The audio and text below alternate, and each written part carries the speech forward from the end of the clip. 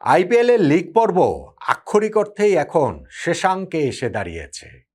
10টা দলের প্রত্যেকেরই তো 14টা করে ম্যাচ খেলার কথা, প্রত্যেকেই 13টা করে ম্যাচ খেলে ফেলেছে, একটা মাত্র করে ম্যাচ বাকি। এবং এরই মধ্যে প্লে অফের 4টা স্পটের মধ্যে 3টে স্পট বুক হয়ে গিয়েছে।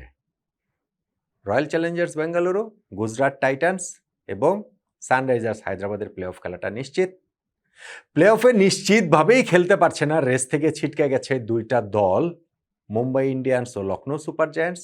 কিন্তু বাকি যে 5টা দল রয়েছে, Rajasthan Royals, Kolkata Knight Riders, Punjab Kings, Chennai Super Kings এবং দিল্লি ক্যাপিটালস, এই 5 দলের সামনেই কিন্তু কাগজে কলমের হিসাবে প্লে অফের লাস্ট স্পটটা গ্র্যাব করার রয়েছে।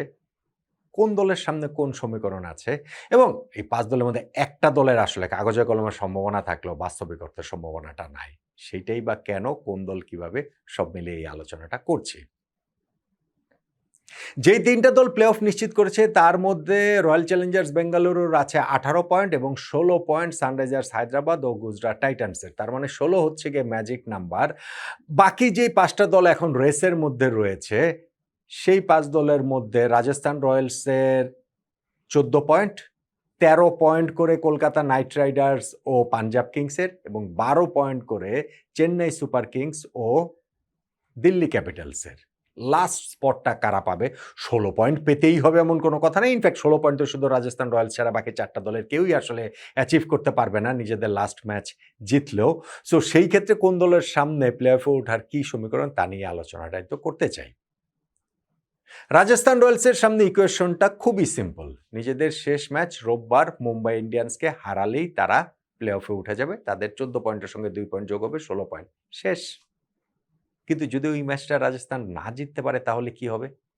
তাহলে তাদের প্রথম হিসাবটা থাকবে, মানে তারা ওটা জেনেই মাঠে নামবে। শনিবার দিন তো পাঞ্জাব কিংস খেলতে নামছে, সো পাঞ্জাব কিংস যদি নিজেদের ম্যাচটা জিতে থাকে তখন রাজস্থান হেরে গেলেই তারা আউট। আর যদি পাঞ্জাব আগে হেরে যায়, রাজস্থান জিতলে তো যাবেই, হেরে গেলে তখন তাদের আবার হিসাব থাকবে যে দিনের লাস্ট ম্যাচটা, রোববারের শেষ খেলাটাতে লিগ পর্বের কলকাতাও যেন হেরে যায়। সেই ক্ষেত্রে কলকাতা এবং পাঞ্জাব 13 পয়েন্টে থাকবে, 14 পয়েন্টে থাকবে ওইখানে রাজস্থান রয়্যালস। আর চেন্নাই সুপার কিংস ও দিল্লি ক্যাপিটালস, এই 2 দলের 14 পয়েন্ট হওয়ার তো সুযোগ রয়েছেই। কলকাতা হারবে মানে সেই ক্ষেত্রে তো দিল্লির 14 পয়েন্ট হয়ে যাবে, কিন্তু দিল্লির নেট রান রেট অনেক কম, তারা ওই নেট রান রেটে রাজস্থান রয়্যালসকে পেছনে ফেলতে পারবে না। আর চেন্নাই সুপার কিংসও এই বৃহস্পতিবার তারা গুজরাট টাইটান্সের বিপক্ষে খেলছে, সেই ম্যাচটাও তাদের জিততেই হবে প্লে অফের সম্ভাবনা টিকে রাখতে হলে। সেই ম্যাচ তারা জিতলেও 14 পয়েন্ট হবে, রাজস্থানের তখন হিসাবটা হচ্ছে গিয়ে নেট রান রেটে এগিয়ে থাকতে হবে। কিন্তু রাজস্থানের এত জটিলতার বাইরে তাদের সহজ হিসাব যে নিজেদের শেষ ম্যাচ মুম্বাই ইন্ডিয়ান্সকে হারালেই তারা প্লে অফে খেলবে। Number 2 Punjab Kings. এই পাঞ্জাব কিংস এইবারের আইপিএল এর শুরুটা ছিল তাদের অপ্রতিরোধ্য গতিতে। প্রথম 7 ম্যাচের মধ্যে তারা একটা ম্যাচও হারে নাই। বৃষ্টির কারণে শুধু কলকাতা নাইট রাইডার্সের বিপক্ষে ম্যাচটা ভেসে গিয়েছিল, কিন্তু এরপরে আবার টানা 6টা ম্যাচ এই পাঞ্জাব কিংস হেরে গিয়েছে। ফলে এখন তারা ওই 7 ম্যাচ শেষে যে 13 পয়েন্ট ছিল, 13 ম্যাচ শেষেও সেই 13 পয়েন্টেই রয়ে গেছে। পাঞ্জাব কিংসের হিসাবটা হচ্ছে গিয়ে শনিবার দিন তারা খেলতে নামছে লখনৌ সুপার জায়ান্টসের বিপক্ষে এবং ওই ম্যাচ তাদের জিততেই হবে। কেননা এরই মধ্যেই তো 14 পয়েন্ট হয়ে আছে রাজস্থান রয়্যালসের, তো ওই ম্যাচ যদি না জিতে তাহলে তো তাদের প্লে অফে লাস্ট স্পট নেওয়ার কোনো সুযোগ নাই। লখনৌকে হারাতেই হবে পাঞ্জাবের, সেই ক্ষেত্রে তাদের 15 পয়েন্ট হবে এবং তারপরে তাদের রোববার দিনের ম্যাচটাতে যেন রাজস্থান রয়্যালস না জিতে সেই প্রার্থনা করতে হবে। রাজস্থান জিতলে তো 16 পয়েন্ট হয়ে যাবে, তখন তাদের চান্স থাকবে না। যদি সেইটাও মিলে যায় তখন পাঞ্জাবের হিসাব হবে যে শেষ ম্যাচটাতে যেন কলকাতা নাইট রাইডার্স হেরে যায়, তাহলে তারা 15 পয়েন্ট নিয়ে এই প্লে অফে উঠে পড়বে। কিন্তু যদি কলকাতা নাইট রাইডার্স জিতেও যায়, সেই ক্ষেত্রে কলকাতারও 15 পয়েন্ট হবে, পাঞ্জাবেরও 15 পয়েন্ট, তখন নেট রান রেটের হিসাব, নেট রান রেটের কিন্তু পাঞ্জাব কিংস এগিয়ে রয়েছে কলকাতা নাইট রাইডার্সের চেয়ে। সো তাদের সামনে আসলে এখন আর ওই ইকুয়েশনের জায়গায় চেন্নাই কিংবা দিল্লি কোনো হিসাব না। হিসাবটা পাঞ্জাবের যে নিজেদের ম্যাচটা জিততে হবে লখনৌর বিপক্ষে শনিবার, রোববারের ম্যাচটাতে অবশ্যই রাজস্থানের হারতে হবে মুম্বাইয়ের কাছে। আর তারপরে কলকাতা যদি হারে তাহলে তো ভালো, কলকাতা জিতলেও তখনও ওই চান্সটা থেকে যাবে প্লে অফে ওঠার ক্ষেত্রে পাঞ্জাব কিংসের। কলকাতা নাইট রাইডার্সের ইকুয়েশনটা কি? তাদের ইকুয়েশনটাও ওই পাঞ্জাব কিংসের মতোই, কিন্তু কলকাতার এখানে একটা অ্যাডভান্টেজ আছে, হিউজ অ্যাডভান্টেজ। কলকাতা নাইট রাইডার্সের এইবারের আইপিএলের শুরুটা আবার হয়েছে পাঞ্জাব কিংসের পুরোপুরি বিপরীত। কেননা তারা নিজেদের প্রথম 6 ম্যাচের মধ্যে একটাও জিততে পারে নাই। ওই শুধু পাঞ্জাবের সঙ্গে ম্যাচটা বৃষ্টিতে ভেসে গিয়েছিল, কিন্তু তারপরে 7 ম্যাচের মধ্যে তারা 6টা জিতে গিয়েছে। ফলে তারাও এখন 13 পয়েন্টে রয়েছে এবং তারা এখন একটা খুবই ফর্মে থাকা টিম, সেটা বলা যেতে পারে।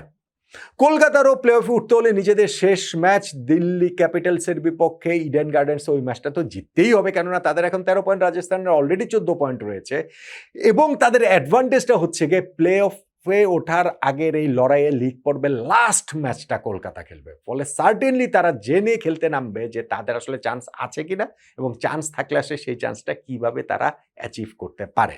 যেমন রোববারের প্রথম ম্যাচটাতে যদি রাজস্থান রয়্যালস জিতে যায় মুম্বাইয়ের বিপক্ষে, তাহলে তো আসলে কলকাতার কোনো চান্স নাই, কিন্তু যদি রাজস্থান না জিতে তাহলে কলকাতার কিন্তু চান্স রয়েছে। নিজেদের শেষ ম্যাচ জিতলে তাদের 15 পয়েন্ট হবে, রাজস্থান যদি প্রথম ম্যাচটা হেরে যায় তাহলে তারা 14 পয়েন্টে থেকে যাবে এবং পাঞ্জাব কিংস শনিবারের ম্যাচটাতে লখনৌর বিপক্ষে যদি জিতে থাকে তাহলে পাঞ্জাবেরও তো 15 পয়েন্ট, কলকাতা জিতলে কলকাতারও 15 পয়েন্ট হবে। কিন্তু নেট রান রেটে পাঞ্জাবকে পেছনে ফেলতে হলে কি করতে হবে সেইটা কিন্তু কলকাতা নাইট রাইডার্স জানবে, ফলে তাদের ওই অ্যাডভান্টেজের জায়গাটা রয়েছে। এবং কলকাতা নাইট রাইডার্সের ক্ষেত্রেও চেন্নাই দিল্লি ওই 2 ম্যাচ, দিল্লির সাথেই তো ইনফ্যাক্ট তারা খেলবে, চেন্নাইয়ের ম্যাচের এটা হিসাবের কিছু নেই।